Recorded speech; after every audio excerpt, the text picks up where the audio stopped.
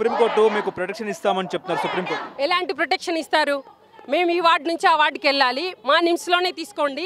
ఈ వార్డు నుంచి ఆ వార్డుకి ఆ బ్లాక్కి వెళ్ళాలంటే డ్యూటీ రూమ్ అక్కడ, ఎమర్జెన్సీ వార్డు ఇక్కడ, అక్కడి నుంచి ఇక్కడికి వచ్చేటప్పుడు ఈ మధ్యలోనే ఎన్నో కార్లు తిరుగుతుంటాయి. పంజాగుట్ట నుంచి ఈ పంజాగుట్ట వరకు డైరెక్ట్ లైన్ ఉంది. ఎవరు వచ్చి ఏం చేసినా కార్లో తీసుకెళ్ళినా ఎవరు చూస్తారు? ఏ సీసీ కెమెరా ఉన్నా ఆ టైంలో ఎవరికి ఫోన్ చేస్తాము? మా సంస్థదే తీసుకుంటే ఇలా ఉంది. ఇంకా బయట సంగతి ఎలాంటి ప్రొటెక్షన్ మీరు ఇస్తారు? ఇది మేము నమ్మేది కాదు. ఒక చట్టం తీసుకురండి. ఎవరైనా వైద్య సిబ్బంది మీద ఎవరైనా చేయి పెట్టారు అంటే వాళ్ళకి ఇమీడియట్గా యాక్షన్ ఉండాలి.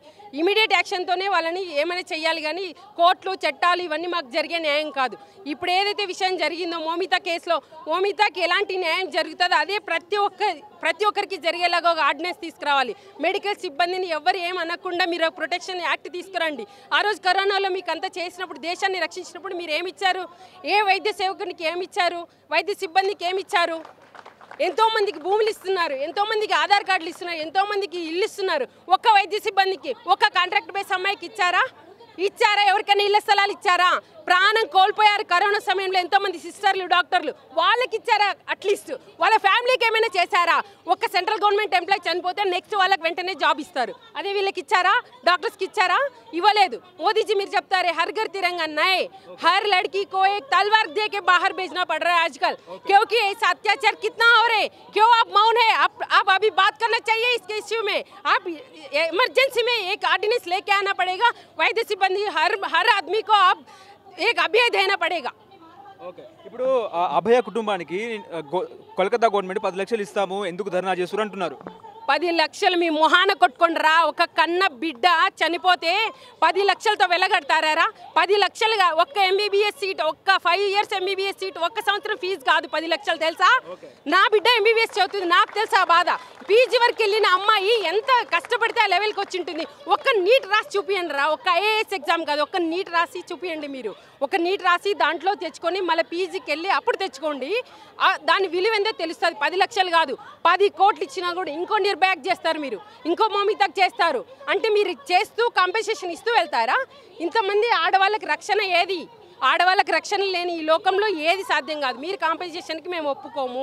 సరైన న్యాయం చెయ్యాలి. అంటే అక్యూజ్కి ఎటువంటి శిక్ష పడాలంటారు? అక్యూజ్కి ఎట్లాంటి శిక్ష అంటే ఆ అమ్మాయిని ఎలా చంపారో అలా పార్ట్ తీసి చంపాలి.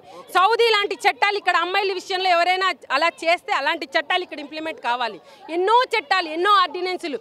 రాజ్యాంగాన్నే మారుస్తాం మేము అని ఎస్సీ రిజర్వేషన్లు ఇన్ని పెడుతున్నారు కదా.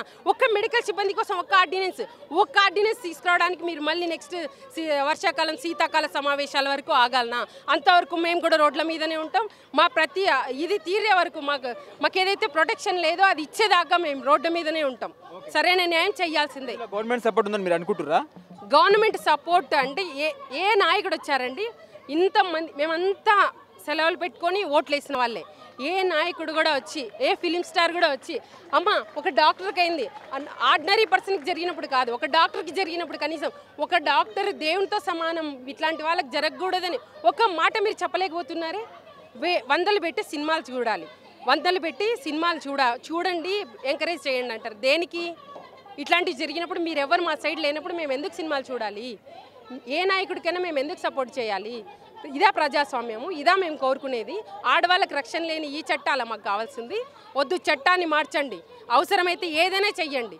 ప్రభుత్వం అనుకుంటే ఏదైనా చెయ్యొచ్చు, కానీ ఏది అనుకోవట్లేదు. ఎందుకు? స్టేట్ వైజ్, పార్టీ వైజ్ పశ్చిమ బెంగాల్ అంటే మమతా బెనర్జీ ఆమె చూసుకుంటుంది, మనకు సంబంధించింది కాదు అని. వేరే వాళ్ళు ఎవ్వరూ మాట్లాడట్లేదు దీనిపైన. ఎందుకు మాట్లాడట్లేదు? నిర్లక్ష్యం. ఒక ప్రాణమే కదా పోయిందని, అది వాళ్ళ కూతురో వాళ్ళ ఇంట్లో ఎవరైనా పోయి ఉంటే ఈ పాటికి ఒక రాజకీయ నాయకుడు ఎంత చేయాలో అంత చేసి అన్ని ఈ పాటికి ఆ కాలేజే క్లోజ్ అయ్యి ఉండేది. కానీ ఈరోజు అలా జరగదు. ఎందుకంటే కారణం ఈ అమ్మాయికి ఎవరు సపోర్ట్ చేసేవాళ్ళు లేరు. కాబట్టి ఎవ్వరు లేని వాళ్ళకి దేశం అంతా ఉందని మేము నిరూపించడానికి ఈరోజు రోడ్డు పైనకి వచ్చాం.